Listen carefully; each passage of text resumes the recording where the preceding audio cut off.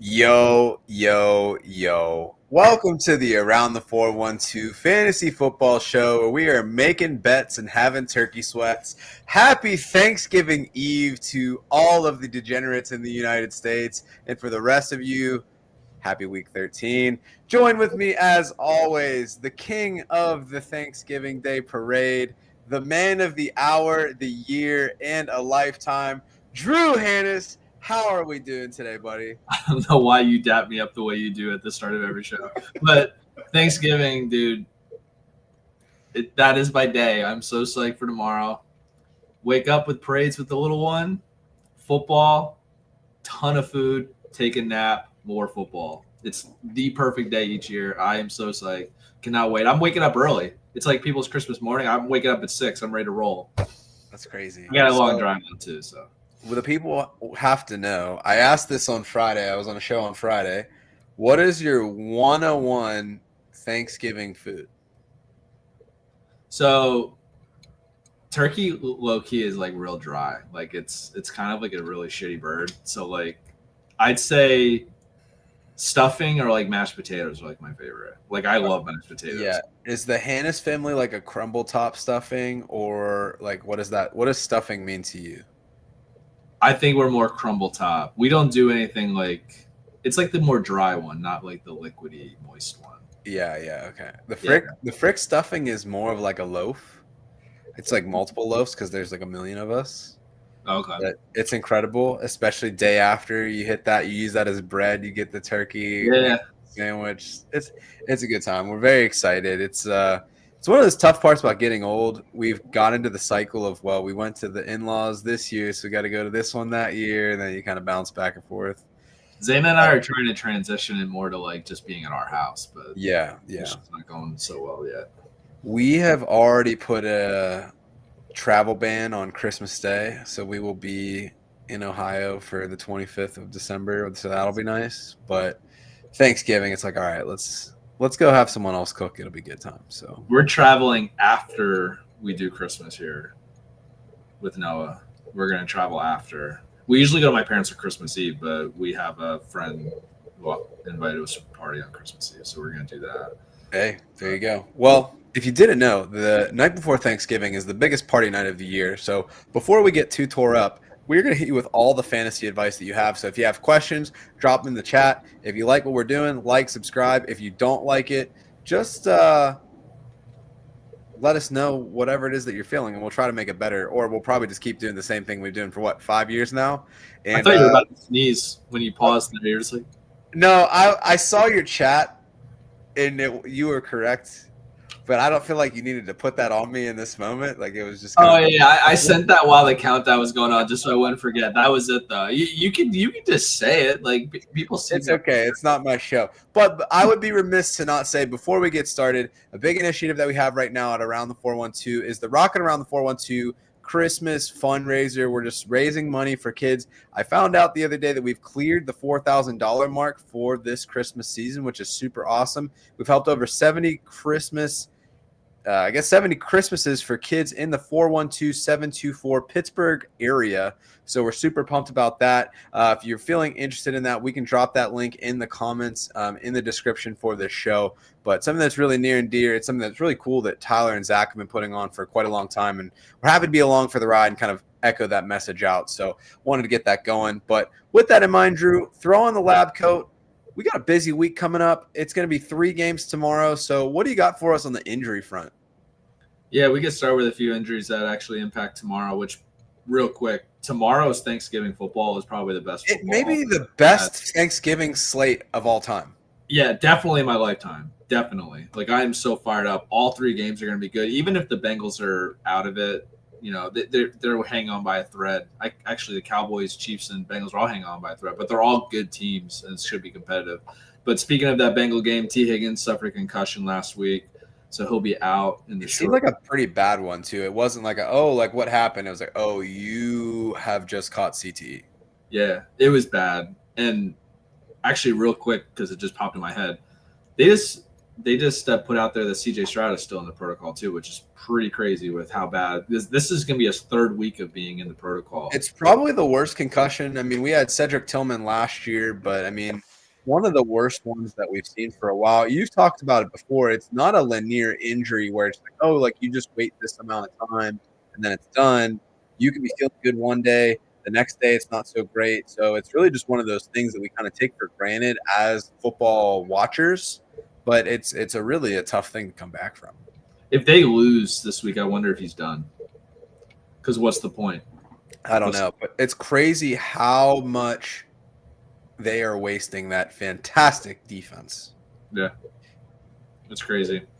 But yeah, back to it. George Pickens, he had like a knee calf thing. Sounds like he's already good to go. He'll be playing tomorrow. I feel like actually that game was pretty close, so it must have really been bothering him at the end, but he never went back into the game. But they said that he should be okay.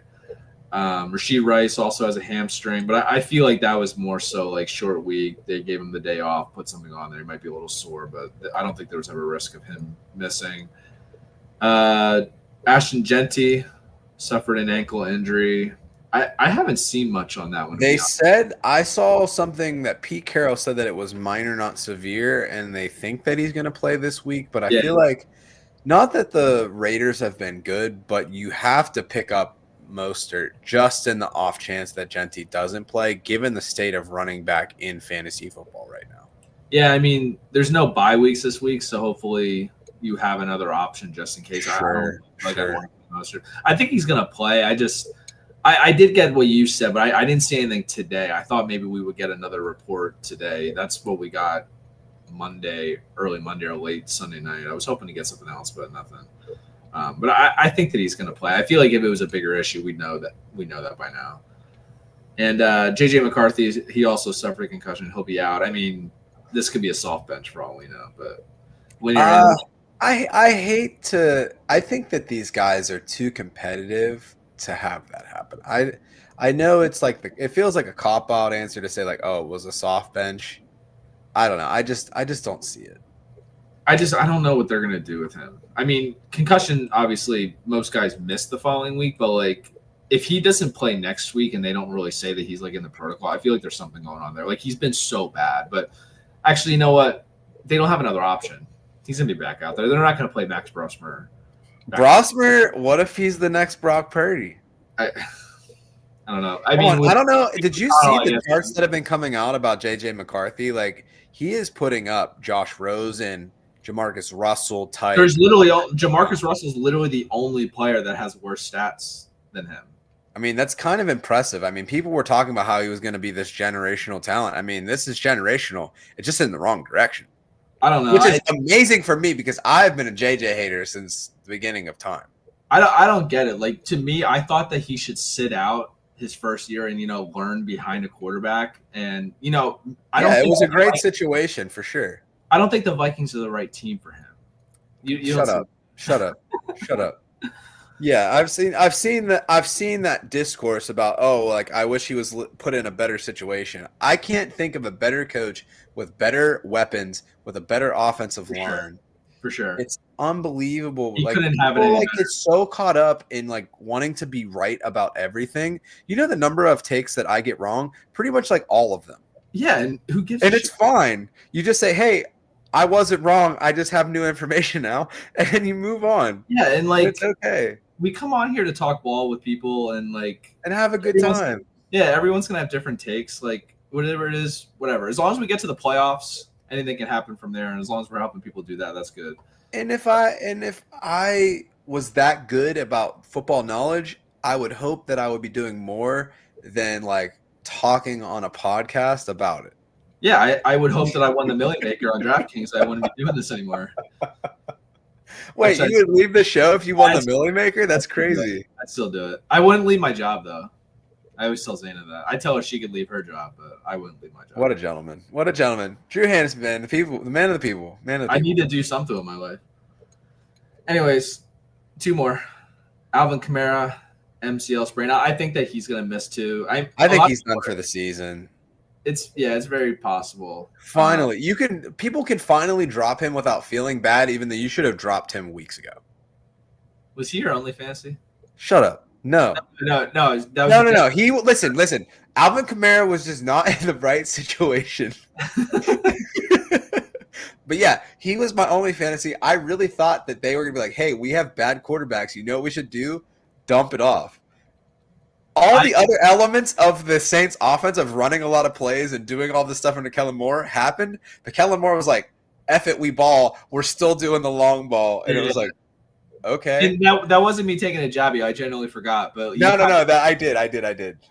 You kind of had back-to-back years where your dude just kind of fell off at the end. Yeah, I'm still hanging on to that Keenan Allen from 2 years ago. Yeah, same with me with the DJ Moore.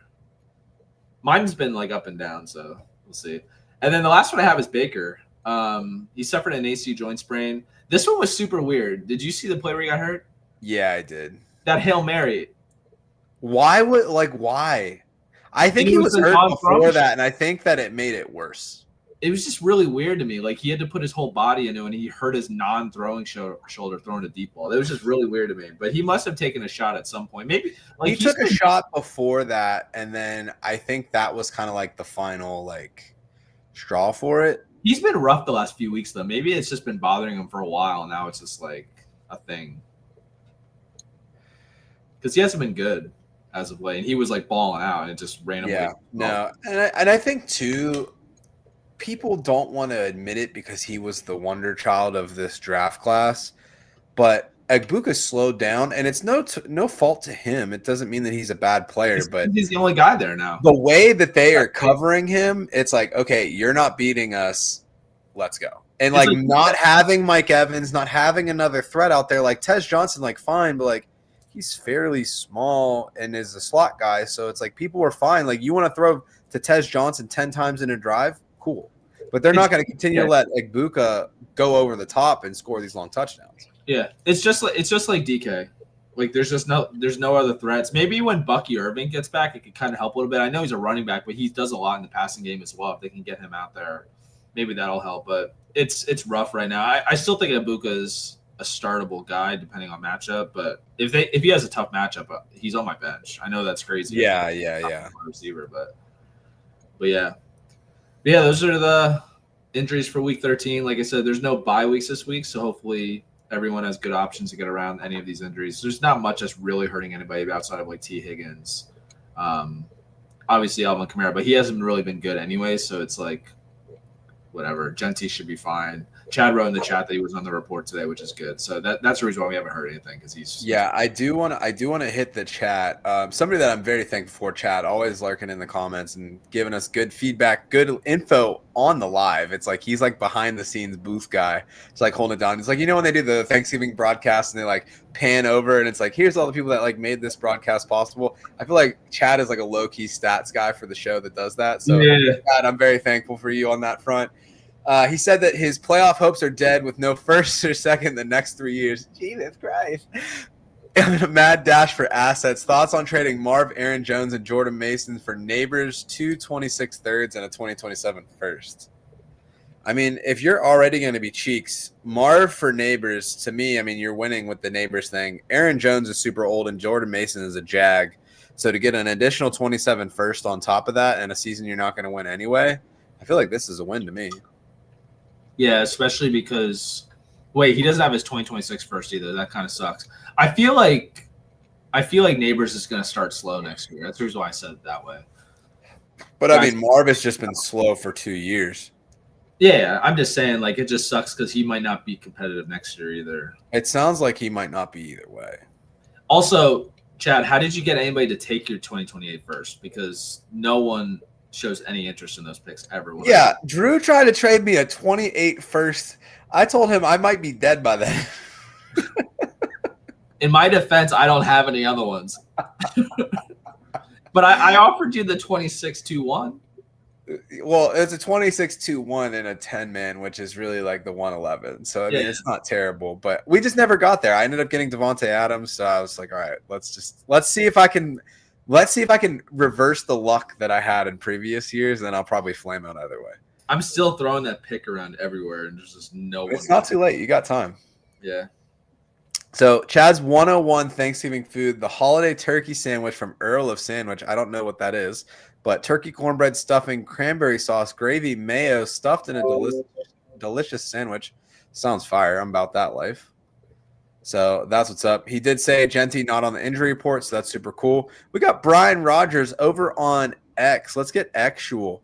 Need to start one. Caleb Williams, Dak, or Bo Nix. Who do you like this week, Drew? Let's pull up your chart here because I don't remember who the Broncos have for some reason. Well, let me see. I need to pull up my my. I mean, Dak has a tougher matchup, but he's been good anyway, so I'm really not worried about him. Caleb got the Eagles, so he's out for me. Yeah, I would agree with that for sure. So I have Dak. It's Bo I Nix. have Dak ranked 4th this week, so it's gonna be Dak for me.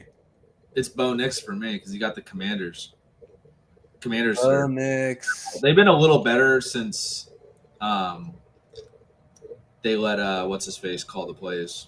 Why am I? Yeah, but here's the thing. Dak has a opponent points per game of 19.4 in the last 3. Bo Nix is 19.6. Why would I take Nix over him for 0.2 points? His matchup is just so good, though. It's at home against the Commanders. I just feel like that's. I just have no faith in Nix. He does. If you subscribe to Fantasy Points Data, which Drew and I both do, Bo Nix has one of the best coverage matchups in the league this week. He has a 9.56 advantage to like the baseline in the matchup against Washington. Dak is basically a 0.23. I just lack the confidence in Bo Nix right now. Let me say this actually. Let's just throw numbers out the window here. You play Dak because you want to feel something tomorrow, right? No, I don't. I'm playing Dak because he's the QB6. He put up a great performance against the Eagles. What I'm saying here is not you. Like, you have your confidence in him, right? I'm saying I'm okay with Dak over Bo because of the Thanksgiving vibes. Like, I'm good with that. I love Bo Nix's matchup, but I'm fine with playing Dak for the vibes. I just don't like it against the Chiefs as much. I mean, it is at home on Thanksgiving. He typically plays up. Played well against the Eagles last week too, which they were a bad matchup. So that's what I'm saying. Go with Dak. Yeah, I mean, you got to roll with Dak. You can't get cute, and I am the king of getting cute. Bo Nix has been inconsistent, so I'm okay with the idea of playing Dak because Bo Nix has been one quarter a game good, but it's been good enough to be fantasy relevant. But the Commanders really make me feel good about his matchup. But I go with Dak.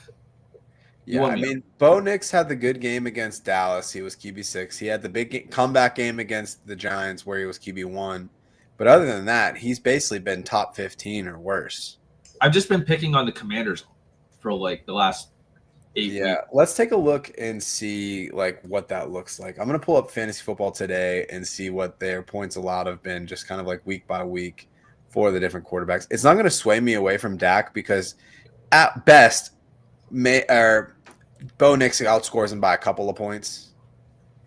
And then it's just like, all right, like, cool. But I feel like the floor for Dak is just so much higher. So let's see. So Tua put up 6 last week. Goff put up 24. Darnold put up 27. Mahomes 23. Prescott 23. Caleb 19. Herbert 14. Penix 18. I mean, yeah, it's a solid play across the board. If you look Kansas City. So Daniel Jones put up 16. Bo Nix had 12. Allen had 28. Mariota 11. Geno Smith had a whopping 2. Jared Goff 16. Trevor Lawrence had 26, but he also had 2 TDs on the ground. I just think that Dallas offense is too good. Where do you have Dak and George in your rankings for wide receiver? I have George up high. I have George top 4. George is my wide receiver 4 this week. Where's CD? CD, let's see. He's a little bit more below, but not by much. I have CD at 7. Just roll with it. I feel very similar to CD and George as I do about Puka and Devontae Adams. I'm confident that both of them can eat. If you look at that game last week, I mean, CD, he has had 8 drops this year. 6 of them have come against games against the Eagles. Yeah, it's been really weird. Super weird. Go with Dak, though. Like, their offense is just so good. I get that. It's just Bo Nix's matchup is just so good that it's just like. Yeah, and I see that this so Brian has a Bears hat on in his picture. Caleb is not the move. Yeah, Caleb is not the play this week. He's been great this season, but Caleb is not the play this week. I live outside of Philadelphia. They're playing on the road against the Eagles. The Eagles are wearing all black uniforms and they're doing like a blackout thing on Black Friday. You do not want to play Caleb Williams in that environment. Trust me. Yeah. There's going to be people put in jail in that stadium that day. It was a disaster. Yeah, someone's getting hit with some batteries. Drew, so do you have any thoughts? The New Orleans Saints, they signed Audric Estime. Do you think that with Devin Neal being limited, we already talked about the Alvin Kamara injury, would you stash Estime just as like a what if like he needs to jump into a role here? We've seen him have moderate success as a rookie in Denver and then kind of fell off the map. But what do you think? I don't know. It doesn't, I guess, deeply. It would have to be 14 plus for me. Yeah. And then just to circle back on the Brian comment, we won't have to stick on that. But this isn't – is my mouse dying? Can you see this? No? I don't know what's happening. I'm clicking on things. Good. I just can't see anything on the screen. I can't like remove Chad's comment and it won't let me – like you could see my computer shaking trying to – nothing is happening. What is up with StreamYard right now? This is crazy. Did your mouse actually die? Like can you? No, because I'm switching to the like other panels on the show, and like nothing is happening. Let me see. Let me try this. No, like it's nothing.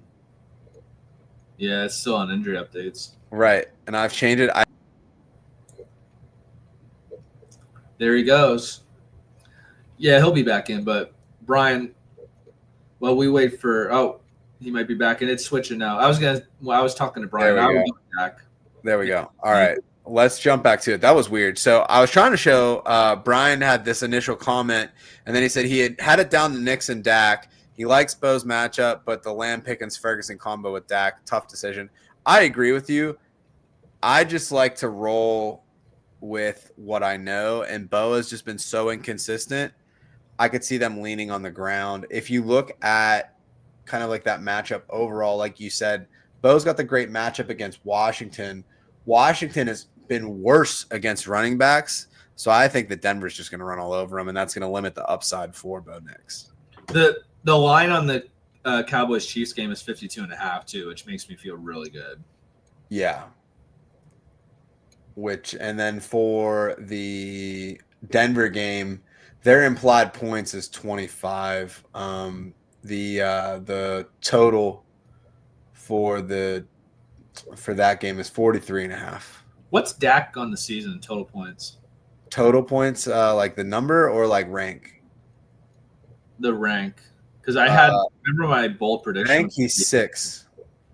I had him. My bold prediction was that he would be QB1. So I mean he's been balling for sure. All right, so now that we're back and alive, so we got Nino in the chat. What's up, brother? Saw Mike Evans might actually make a return by the end of the regular season. Drew, do you take any stock in that? I think he's going to come back, actually, because it was only an 8-week injury. But it's going to be really close to the end of the fantasy playoffs, and I probably wouldn't play him myself.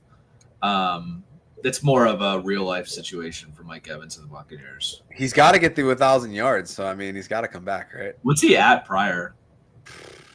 Let's see. It can't be that much. I mean, I don't think he had more than 200. 400, I was thinking max. I just asked Google what his yards were in 2005, so he's at 140, yeah. Yeah, he can stay to the playoffs at that point. I mean, he could just pop off for 300-yard games and call it a day. Could you imagine, like, if the Buccaneers were out of the playoffs and, like, all they did was just throw it to Mike Evans to try to get the 1,000 yards? I could see that happening because he always seems to do that in the fantasy They playoffs. did it last year.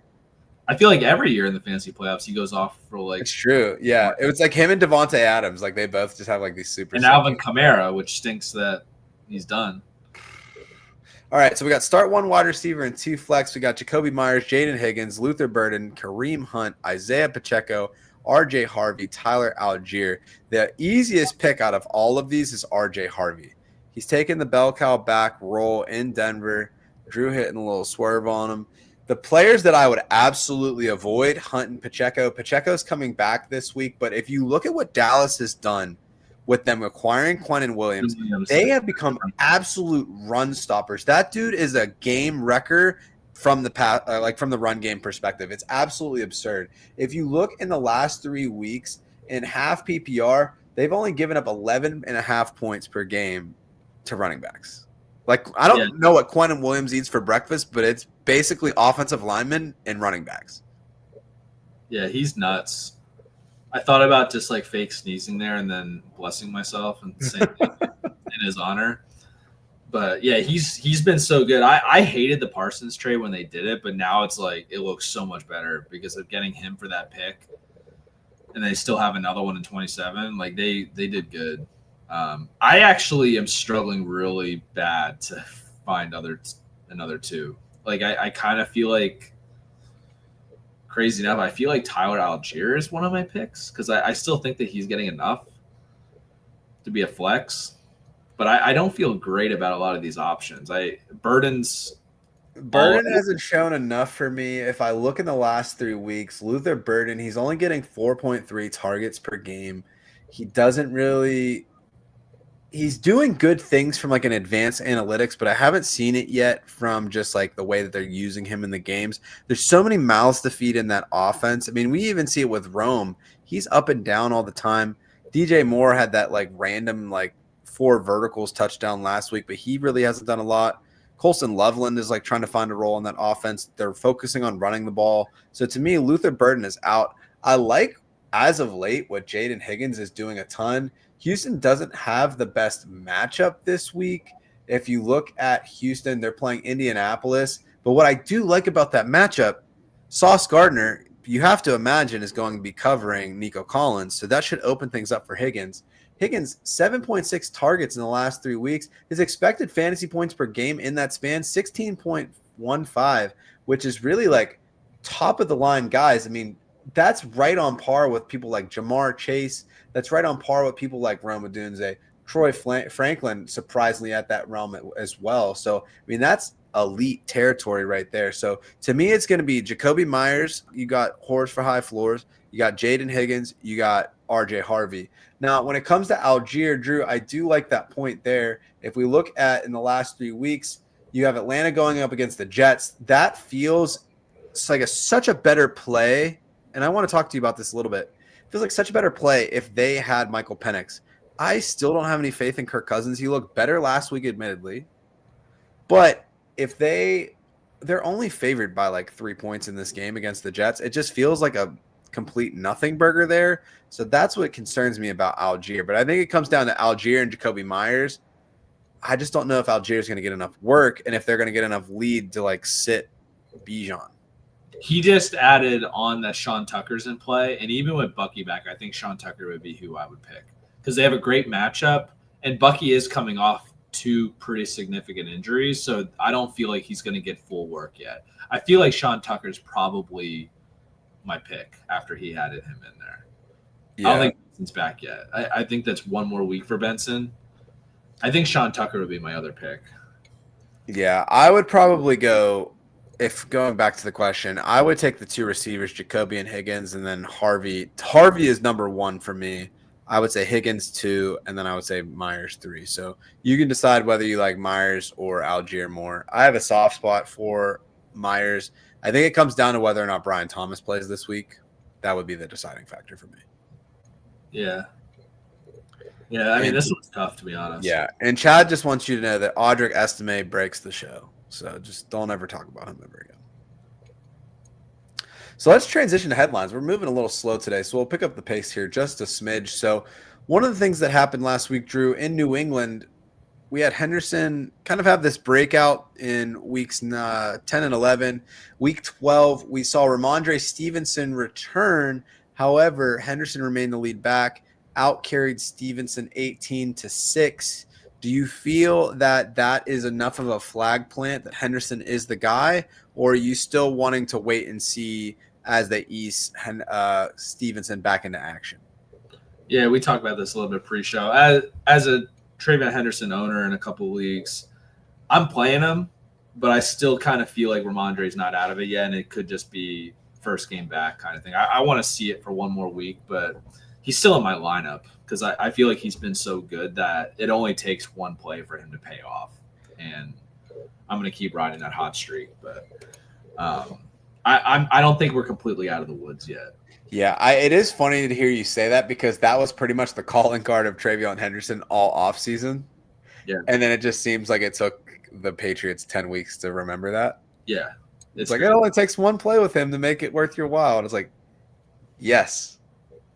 Like, are you listening, coach? Like, Vrabel, are you alive? Do you need to know that? So what are your thoughts on, before we get into our second headline for the week, what do you think about Cam Scatterboo in 2026? How much Jeremiah Love risk is there with the Giants almost assuredly taking an offensive weapon if they end up in the 5 to 10 range for the draft? It probably depends on who they hire, who their head coach. You know what I I mean? couldn't imagine them taking a running back at the 5 to 10 spot. I don't think that they would either. But who knows if Jeremiah Love, even though he's really good, I mean, who knows if he's solid for sure. Who knows where he's going in the real draft? Because I mean, there's still teams out there that are very anti-running back early in the first round. Bijan and Jahmyr Gibbs were just like obviously special talents. The Lions viewed Gibbs as a offensive weapon, not a running back, which is exactly what he is. I don't know. It's going to depend on who they hire. I feel like they probably wouldn't take Love. I don't know about you, but I think Jeremiah Love is already locked in as the 1-1 for next year. Yeah. I mean, I think it depends on if there's a quarterback that's taken 1-1. I think that they could. I still feel like it probably won't. I mean, we've been playing. I mean, I've only been playing Dynasty for like 4 years. I don't think that we've had a quarterback go 1-1 in a rookie draft yet, and that's 2 QB league. Caleb. Oh, besides Caleb, sorry, you're right, just one. And Daniels went 2 or 3. It was last year. Word didn't go that high, and he was like the only one that was worth it. Yeah, because Marv was the 1-1 his year, Caleb, and then you had well, Marv and Caleb were the same year, so like it was like a mix. Yeah, I don't know. I feel like people like I don't know. If he gets like first round capital, he's gonna go high. Love. It has to be a quarterback that offers like significant rushing upside. I feel like for him to go as the 1-1, and he's like locked in as we're committed to this guy for several years kind of thing. I feel like we haven't seen that much lately. I took Caleb 1-1 in our league. I don't know how I even forgot about that, but I moved up for him because quarterback was so big of a need for me. But I feel like Jeremiah Love's locked into 1-1, at least in the drafts that I'm in. We'll see if maybe anyone wants Tyson or Malachi Lemon. It was probably the last one that was like consensus. If you're going to say not Caleb, probably Trevor Lawrence 2021, Joe Burrow 2020, Kyler Murray 2019. Did they? I wasn't in Dynasty. I'm just looking back at like the years because it was like you have Ashton Genty was number 1 last year. The Caleb Marv split we talked about. 23 was definitely Bijan. 22 was definitely Breece Hall. Yep. Then you got Trevor Lawrence, Joe Burrow, Kyler Murray, Saquon for sure 2018. And then you're getting back into like Leonard Fournette, Zeke, Todd Gurley, and then LOL. 2014, they're saying Sammy Watkins, which what a flop that would be. But, you know. we'll see what happens. But all right, so headline number 2. This one kind of came out as a surprise in Detroit. So Frank Ragnow, longtime center, he retired in the offseason. The boy's back. Detroit's already an offense that you expect to start week in and week out. But Drew, do you think this has any impacts from a fantasy perspective for the Detroit Lions? Yeah, I mean, it's definitely going to make their offensive line better. And it's not like Jahmyr Gibbs needed any more help. So, like, is he going to go for 300 now instead of 240? I feel great about Gibbs. Does anything for someone like David Montgomery, who has kind of been having some tough sledding? It really feels like Dan Campbell's just out of the David Montgomery game. Like, honestly, like it's crazy. Who knows if it was like a Ben Johnson thing, especially with now what we're seeing with him for the Bears, like the DeAndre Swift, Kyle Monangai split. Like it might have been a Ben Johnson thing. It seems like Dan Campbell is just like, we need to put up points. I'm putting the ball in my best player's hands, and that's Jahmyr Gibbs, Amon-Ra St. Brown, and then it's Jameson Williams, especially with Laporta out. So I feel like Dan Campbell's making David Montgomery low key, like he might be droppable at this point. Yeah. He's getting that bad. Yeah.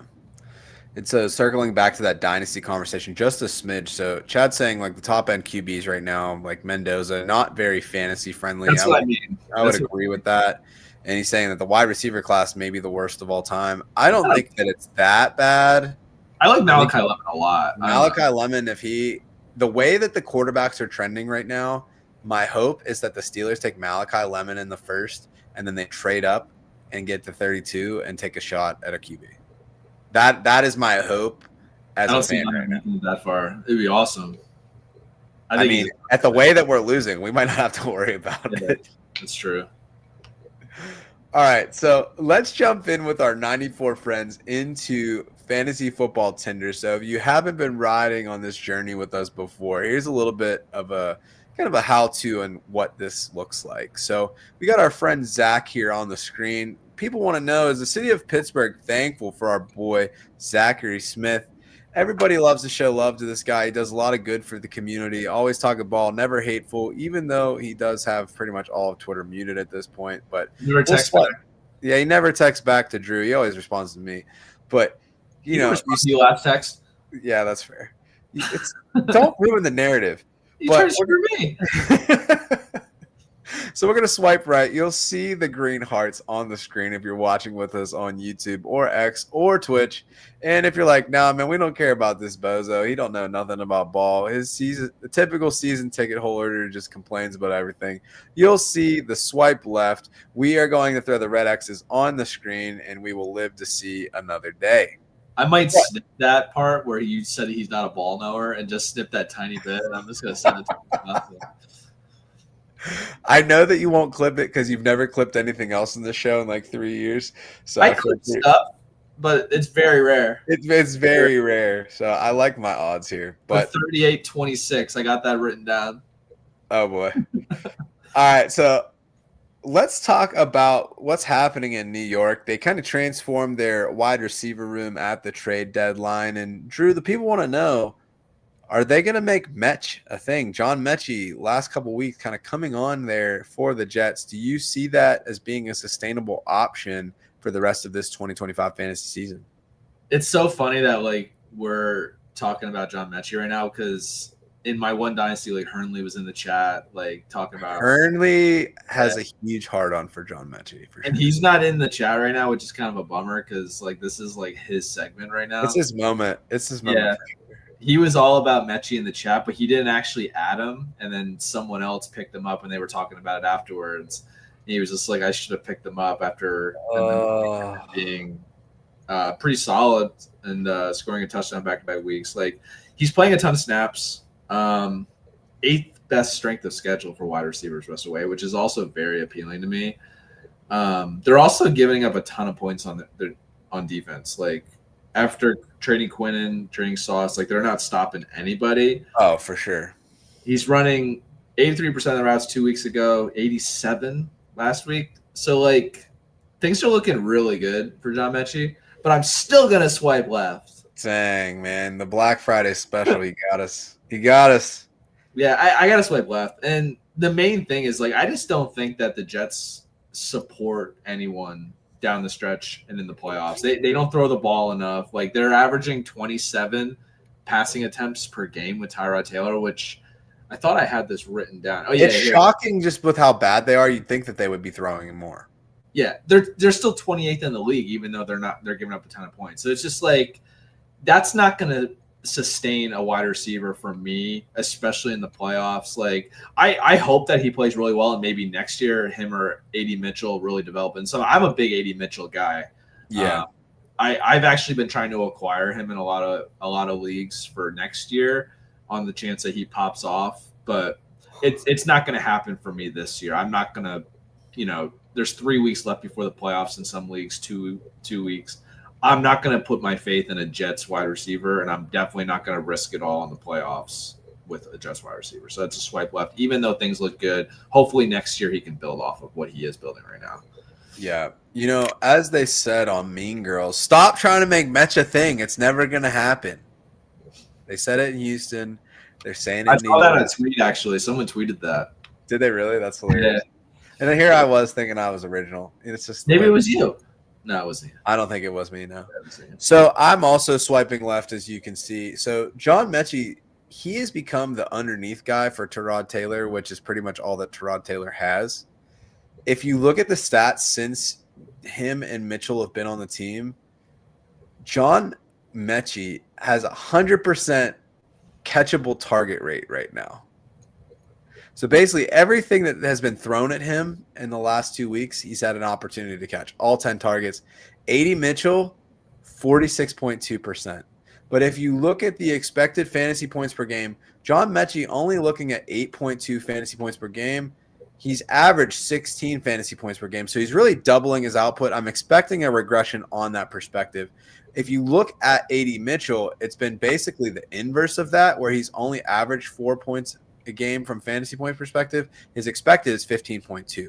So to me, it's like you could throw Metchie on the bench if you want. Like if you want to play defense against him, like another opponent, I just don't see the value in it whatsoever. So like to me, it's just not worth it. And then once you have Garrett Wilson come back, which I think that he will not too long from now, then that's just going to further diminish that. So I just don't see the value in it. It's a fun story. He's somebody that like I wanted to see succeed out of Alabama, but I'm not really expecting a ton from this. So to me, it was a pretty easy swipe left. Agreed. And apologize to everybody that I keep yawning, but shout out to Robert Irwin, kept me up all night last night. Yeah, man. Sarah watched the finale as well, so I heard that he brought it home. That's my king, dude. That's my king. I never vote or really care about that show at all. Zane is really into it, but I voted 10 times for Robert Irwin. The dude deserved every bit of it. That's hilarious. Yeah, I'm tired from being up watching that. So do you think that the Eagles have any regrets about Metchie and not like trying to make something work now that Devontae is banged up and A.J. Brown is pretty angry about his role in the team? I would say no. Yeah, I mean, they're coming off the Super Bowl, and Devontae Smith's going to be fine. I think his is more of like he's sick. So like he's banged up, but I feel like it's something he'd play with. And, that's hilarious. Chad said that Metchie is budget Romeo Dobbs. It's fair, honestly. It's just a crazy thing to say. I love it. All right, let's transition into Tinder number 2. So the people want to know, Tyrone Tracy's come out of nowhere. He seemed like the forgotten soul in New York after Cam Scadaboo kind of made a name for himself there. But can you afford to leave your lineups without a Tracy these days, Drew? Yeah, actually, I'm going to swipe right for Tyrone Tracy. Cam Scadaboo obviously was killing it for the Giants early on. He's hurt.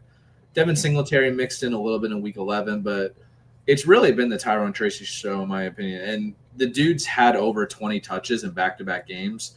20 touches, how many running backs do you even see getting 20 touches anymore week to week? I mean, CMC, obviously, Bijan from time to time.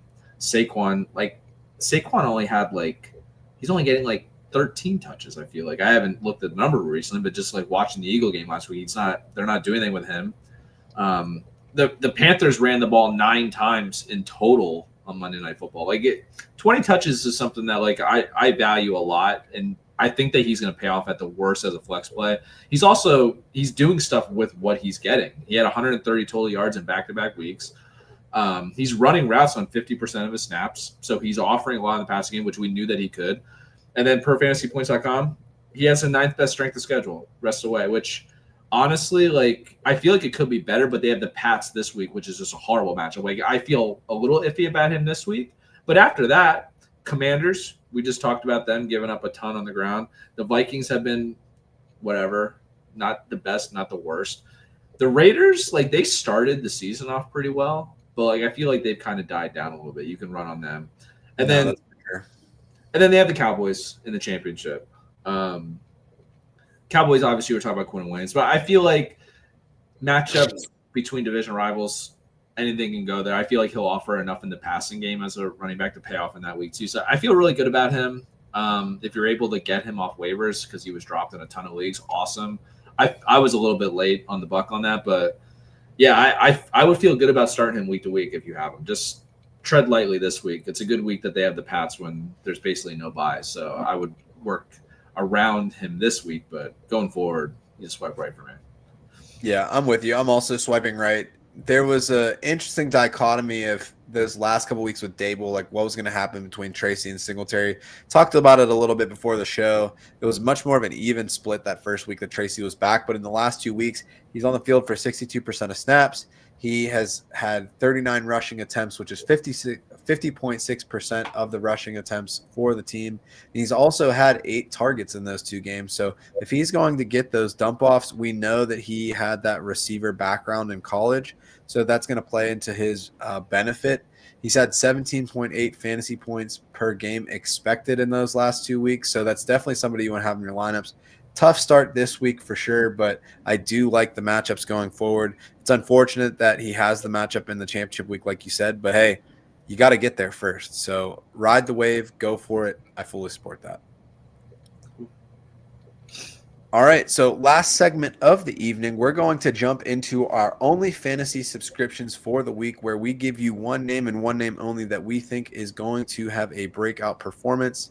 Looking back at our Week 12 stats, we have Chris Olave on my side. He had 9 receptions for 70 yards. He was wide receiver 18. I rolled the dice. It just didn't happen to land on a big number. 13 targets, so everything that we wanted there would have been good, but we'll take that. But, I mean, that was less than what he was expected from like an ECR perspective, so I wouldn't call that as a hit. Drew, on the other hand, he had Sam Darnold, 16 for 26, 244, 2 touchdowns, and I think he had a kneel down at the end of the game. He was QB8. We get the solid thumbs up from our boy Drew, and he continues to stay hot. So, as we roll into Week 13, Drew, you got a lot to be thankful for.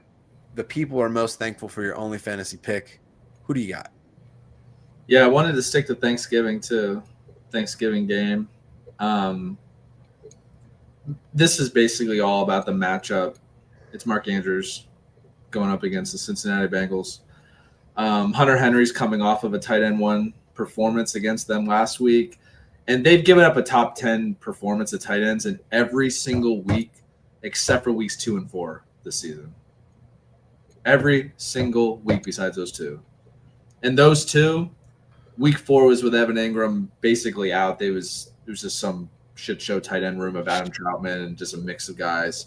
And then week 2, that was just a really weird game, which I could just say strange because Brent Strange was the tight end that you would want in that game. But it was just like they didn't really target him in that game. It was just a lot of Brian Thomas and Travis Hunter and a lot of Travis Etienne, honestly.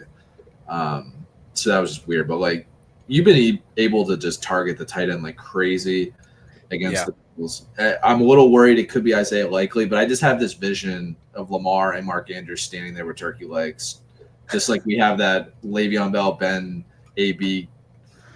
Right. Yeah. Years and years ago. Like, I could just see that. And it's all about the vibes for me because Mark Andrews is still, like, splitting snaps with Isaiah Likely. They're like 50-50 right down the middle, but I just feel like it's going to be the Mark Andrews game. I already bet him anytime TD, and I did sprinkle a first TD for him, which I normally don't bet first TDs, but I just feel like it's Mark Andrews. I like it. No, yeah, that's a great pick. I think that's really solid. I think he's primed for, at minimum, a top 5 tight end performance this week. So before we jump into my only fantasy prediction for the week, we do have Dontembro. Don't at me, bro. Excuse me. Sorry. There's no spaces. English is my first language, so I struggle a bit sometimes. But Neal, so Devin Neal, potentially the new RB1 in New Orleans, or Monty, full PPR. Drew, do you have any feelings, or do you want me to kick us off? Don't Monty, bro. Yeah, I don't think that you can go Monty. If you look at what the Packers have done in the last 3 weeks and really for much of the season, the way that they have been attacked is through the air, which is something that Monty doesn't really do a lot of. If you look at last week, so Aaron Jones, he only had 8 fantasy points. 3 of those were from receptions. Tyrone Tracy had 4 receptions against them. Devin Singletary also had a reception. Saquon had 3 receptions. Will Shipley had 2. I don't feel good about Neal, but you can't start David Montgomery with what he's doing. No. Well, Neal's going to be the bell cow if he plays. I feel like Monty is like 2 touchdown dependent. Like 1 touchdown isn't even enough for Monty. Like I feel like he needs to score twice for him to pay off. He's been that bad. He feels like Jordan Mason with more juice. They're just having a mid-off. Yeah, pretty much. So I would roll with Neal. I don't feel great about it. And if it doesn't go well, don't at me, bro. Chad gives his OnlyFantasy subscription for the week. He is going with Jack Besh. So he thinks that with Chip Kelly being removed, I didn't even talk about it in the headlines because the Raiders are just certifiably ass. They're so bad. Right. So I think that it's a bold call, which is the name of the game for Chad. He is the king of the bold call. But, yeah, I don't know if I'm going to jump into a Geno Smith breakout performance. I will say that Chip Kelly does not feel equipped to be an NFL coach. He's a great college coach, but he just is not translated to the pros whatsoever. So I'm really curious to see what they do with that. Do you think, Dr. Drew, that Devonta Smith is going to play this week? I do. Yeah, I think so too. Yeah, he's a really tough dude. It takes a lot for him not to play. Yeah, which is funny because people were so worried about him being so slim that they're like, he's never going to make it. But, yeah, he's tough. My pick for OnlyFantasy this week is a bit of a vibes pick. I'm rolling with Bucky Irving. They've really been slow playing him coming back. There's been this myriad of injuries. I guess I should probably hide that so you can see it. Again. No, that was I just jumped the gun a little bit, but I really like the matchup for Tampa Bay. They're going up against Arizona. So Arizona in the last 3 weeks, they've given up 30.2 points per game to running backs in the last 3 weeks. So I just really like the matchup. I think he's going to be motivated. There's been some hints of there's been this mental health struggle with Bucky Irving, but I don't know. I think people just kind of need to mind their business and let the guy get healthy and do his thing. Really excited for him to get back on the field. Sean Tucker had his time. Rashad White had its moments. But at the end of the day, Bucky Irving, he is the guy in that team. You got Baker busted up with the shoulder. Even if he does play, they're going to need to rely on the run. It's a great matchup to rely on the run. So I think they're going to try to control the clock, try to control Jacoby Brissett. I think it's going to be a big week for Bucky Irving. So welcome back, young king. Hope that you have a good time. And don't at me, bro. Appreciate the like. Hope that it goes well for you this week. And we'll be here every week on Wednesdays, 8:30 Eastern time for whatever other questions that you may have, fantasy football or otherwise. All right, Drew. So we've made it to pretty much the end. So we can start dreaming about the Thanksgiving meal for tomorrow. Well, let's let the people know where they can find us. So if you are on X, you can find us at our personal handles at JOEFRK or at Drew Hannes. Very easy to find, very simple. If you're looking for the show itself, you can find us at AT412FF Show. You can find us on YouTube or Twitch at Around the 412. We've already talked about the Rockin' Around the 412 fundraiser. We've already talked about how excited we are for this Thanksgiving slate, which is going to be absolutely sick. You've got 3 games tomorrow starting at 1 o'clock Eastern, so make sure your lineups are set. Make sure to get those people out of your flex unless you really like to live risky. And then we jump into it again on Sunday. But, Drew, what do you think? It's going to be a great week of football. There's some guys that I just don't put in the flex out of respect. I don't even care if they're the first game of the week on Thursday night. Puka is my wide receiver 1 every single week. This week I'm doing that with Rashee Rice because he's been doing so much for me. So, I know it's stupid, but, out of respect. If I can't fill in a spot later on, I don't care. Wasn't meant to be. Yeah, I won't do that, but I like the thought. I know it's stupid, but so do you think that Zach Horton, that Brock Wright popped up on the injury report for tomorrow? Do you think Zach Horton is worth a stash, given that he'd be the starting quarterback for Jared Goff and the Detroit Lions? Well, Brock Wright has to play tomorrow because I already sprinkled $25 from Anytime TD because it's his birthday. Well, there you have it. So, Brock Wright's birthday tomorrow. He's playing. He better play. So no, you don't have to stash. You don't have to stash Horton. I don't want him to void. I want him to hit. If Horton has to play, Horton's going to hear a Drew. Wait, he says Brock Wright's out, or is he just hurt? He was hurt. I don't know if he's playing or not. Let's take a quick gander.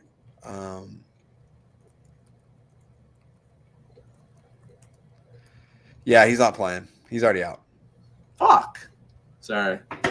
It's okay to get my money back. But oh, man. I felt really good about that. It's his birthday, dude. Get on the field. What do you – come on, No man. turkey legs for Brock Wright. That's tough. Maybe I'm going to play Zach Horton and Fishbowl this week just for the fun. No, you won't. It's playoffs. No, I won't. All right, Drew. Any closing thoughts before we head into Week 13?